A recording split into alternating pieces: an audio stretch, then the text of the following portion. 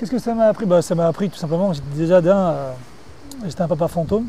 Moi je passais une demi-heure par jour ou 20 minutes par jour chez moi, persuadé que si tu veux j'étais j'étais quelqu'un un père, voilà, bref. Donc ça m'a appris beaucoup de choses. J'ai appris aussi surtout que ma femme m'aimait énormément parce que restant une demi-heure par jour, même 20 minutes, le temps d'un goûter ou d'un petit déjeuner si tu veux, ça j'ai appris. J'ai appris à découvrir mes enfants. Ma femme s'occupait de son papa les 15 premiers jours, et qui était malade, et donc moi je suis resté avec mes enfants du matin jusqu'au soir. Formidable quoi, j'ai simplement découvert mes enfants quoi. Donc, en même temps ça a révélé aussi chez moi le fait que je savais faire que ça quoi, que de la cuisine en fait. Ma femme m'a dit je sais faire que de la cuisine, et c'est vrai, en fait je sais faire que ça quoi. Malheureusement c'est ça, je sais que faire ça quoi. Et au-delà d'avoir passé des moments formidables et merveilleux avec mes enfants, voilà, il a fallu que ce travail de la matière se fasse, même tard la nuit, tu vois. Et c'est vrai que pour une anecdote, voilà, un soir, moi, j'ai couché les enfants, je fais mon truc, je fais des espèces de peau de poisson là, qui remplacent un espèce de fumée, donc c'est assez intéressant. Et puis ma femme descend, et moi, tu vois, tout en jouet, tu vois, je lui dis ouais chérie, écoute ça et tout, vas-y, prends ça et tout, ça va être sympa. Elle me dit mais tu sais qu'il est 3h30 du matin? Je dis quoi? Ouais. Elle me dit mais t'es dingue, enfin, qu'est-ce que tu fais quoi? Donc, ça a duré bien 3-4 jours, l'odeur du poisson, la peau de poisson grillée dans l'appartement. Mais bon, et après je suis allé plus régulièrement au restaurant pour faire mes essais, tout ça, donc ça m'a désenclavé de cette crainte que j'avais aussi, cette appréhension de sortir dehors, qui m'a permis de retrouver un peu le lien de la création. Le moment le plus difficile, c'était à un moment donné de se dire qu'à un moment donné, on ne pourrait peut-être pas réouvrir. À un moment de se dire, c'est qu'à un moment donné, tout ce que tu as fait, toute ta vie que tu donnes, toute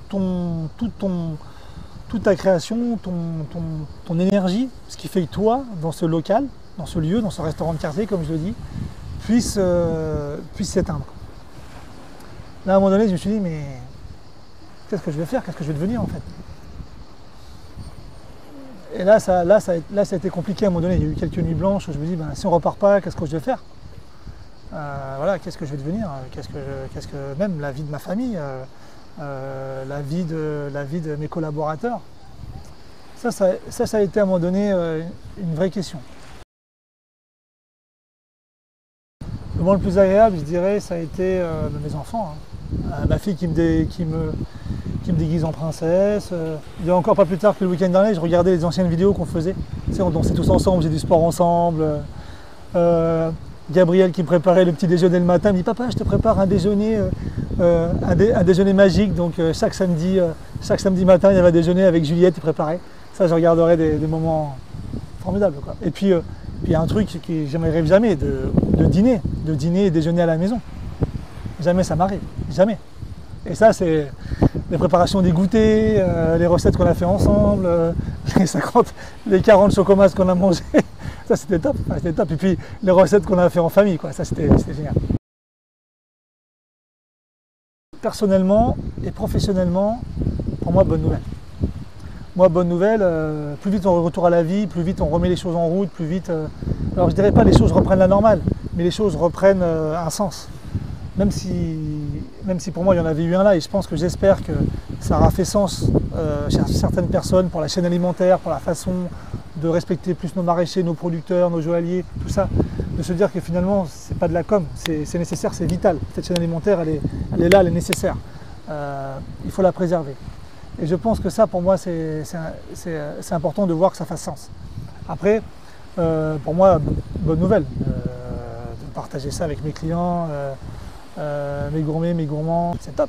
Je retrouve un lien, je sais pas.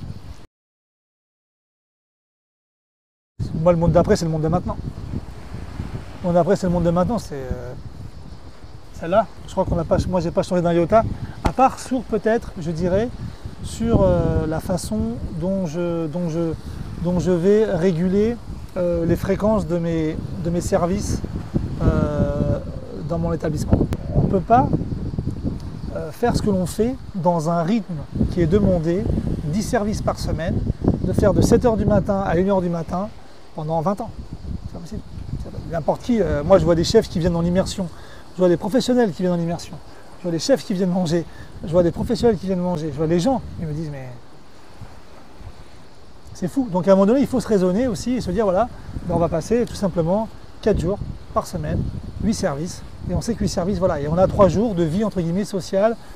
Puis moi je veux voir grandir ma fille, quoi. Je veux pas qu'elle m'appelle monsieur, quoi, tu vois. Donc ça c'est pas possible.